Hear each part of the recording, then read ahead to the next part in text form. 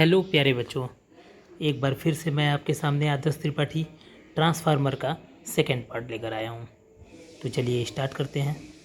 जैसा कि पिछले वीडियो में आपने देखा था ट्रांसफार्मर क्या होते हैं, उनका बेसिक प्रिंसिपल क्या है, उनका कंस्ट्रक्शन क्या होता है तथा उनके वर्किंग प्रोसेस हमने सिर्फ उतनी ही आपको बताई थी जितना ईएमएफ इंड्यूस्ड होने से रिलेटेड था। आपने उस फार्मूले को देखा था कि EP/ES इक्वल टू NP/NS, यानी कि EMF induced is directly proportional to number of coils था। समानुपाती अवस्था में दिखाई दे रहा था। नंबर ऑफ कॉइल्स जहाँ ज़्यादा होगा वहाँ ईएमएफ इंड्यूस्ड ज़्यादा होगा, और जहाँ नंबर ऑफ कॉइल्स कम होगा वहाँ ईएमएफ इंड्यूस्ड कम होगा। तो चलिए सेकेंड पार्ट की बात कर लेते हैं। अब थोड़ा सा इंड्यूस्ड ईएमएफ से हट के हम करंट की बात करते हैं। अगर ट्रांसफार्मर मानते हैं कि 100% इफ़िशिएंट ट्रांसफार्मर है, वैसे तो कोई भी चीज़ 100% इफ़िशिएंट नहीं होती है, लेकिन अगर माना जाए कि आइडियल ट्रांसफार्मर है, आजकल जो प्रैक्टिकली मार्केट में 99% तक इफ़िशिएंट ट्रांसफार्मर बनने लगे हैं, लेकिन फिर भी यदि हम 100% इफ़िशिएंट ट्रांसफार्मर मान लें तो हम यह भी बोल सकते हैं कि power input equal to power output, यानी कि जितना primary number of coils, primary coils से जितनी भी हम पावर दे रहे हैं सेकेंडरी कॉइल तक पूरा का पूरा पावर पहुंच जा रहा है। जी हाँ, ठीक।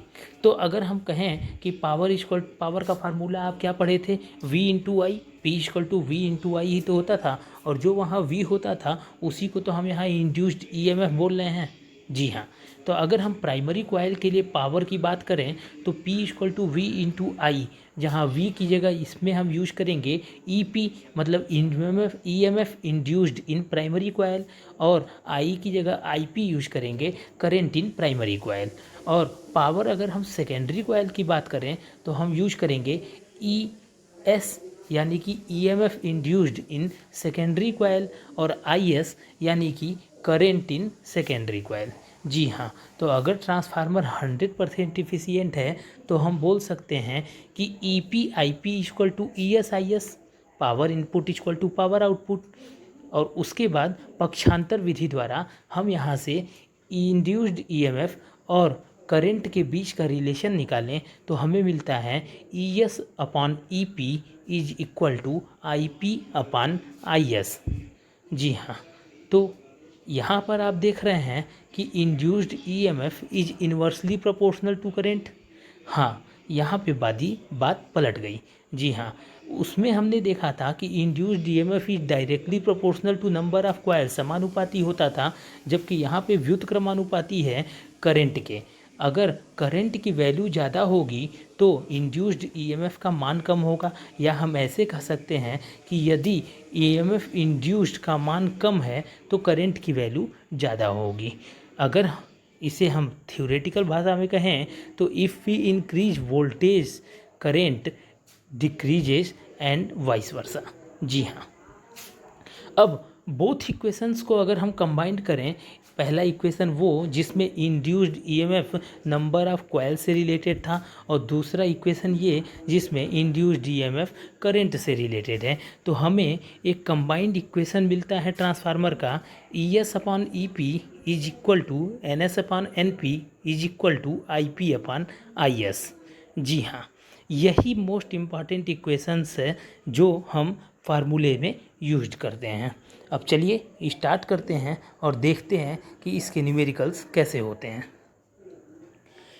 पहला, मानते हैं एक एग्जाम्पल दिया है आइडियल ट्रांसफार्मर का, तो आइडियल का नाम आते ही आपके दिमाग में पहली बात आ जानी चाहिए, power input equal to power output होता है, और आइडियल ट्रांसफार्मर के लिए हमारे पास रिलेशन है ES/EP इक्वल टू IP/IS। जी हाँ, अब अगर इसके नंबर ऑफ प्राइमरी कॉइल्स 100 हों, नंबर ऑफ सेकेंडरी कॉइल्स 200 हों, और प्राइमरी कॉइल्स में यानी कि इनपुट में 220 वोल्टेज हो और करंट की मात्रा 10 एम्पियर हो, तो सेकेंडरी कॉइल्स आउटपुट में वोल्टेज और करंट की मात्रा बताइए।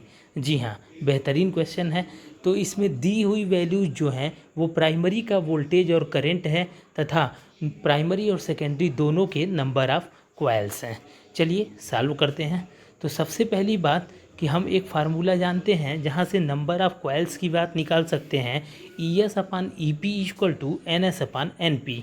जी हाँ, यहाँ से हम देखते हैं कि ES यानी कि EMF induced in secondary coil हमें नहीं पता है, EP EMF induced in primary coil इसकी वैल्यू 220 है, हम रख देते हैं, is equal to NS number of secondary coil 200 दिया हुआ है, रख देते हैं, नंबर ऑफ प्राइमरी कॉइल 100 दिया हुआ है, रख देते हैं। यहाँ से हम पक्षांतर विधि द्वारा इसे सॉल्व करें तो ES इक्वल टू आता है 440 वोल्ट। जी हाँ, और सेकेंड इक्वेशन है इसका ES upon EP equal to IP upon IS।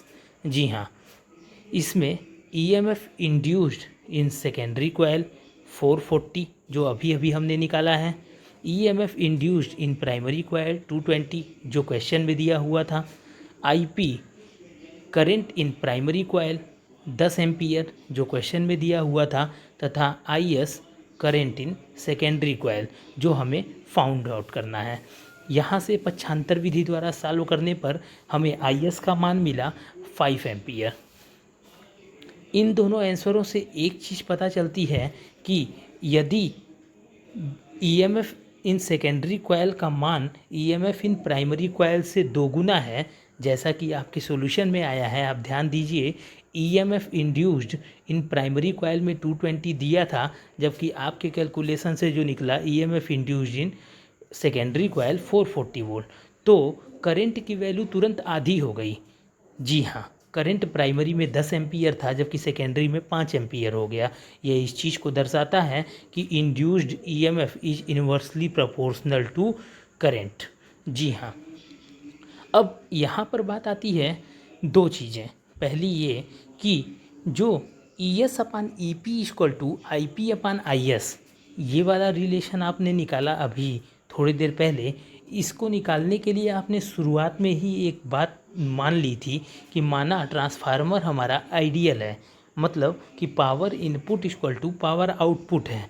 तो ये उन्हीं जगहों पर प्रयोग किया जा सकता है जहाँ क्वेश्चन में यह आपका साफ साफ दिया हुआ हो कि हमारा जो ट्रांसफार्मर है वो आइडियल केस में है।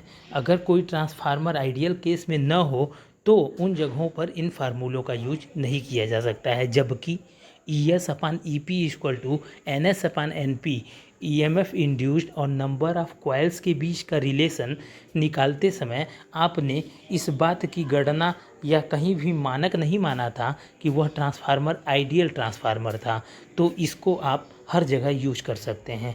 यानी कि हम सिर्फ साफ शब्दों में कहें तो ES upon EP equal to NS upon NP एक यूनिवर्सल फार्मूला है जो किसी भी ट्रांसफार्मर के लिए यूज किया जा सकता है, जबकि ES upon EP equal to IP upon IS एक ऐसा फार्मूला है जो सिर्फ और सिर्फ केवल आइडियल ट्रांसफार्मर के केस में ही यूज किया जा सकता है।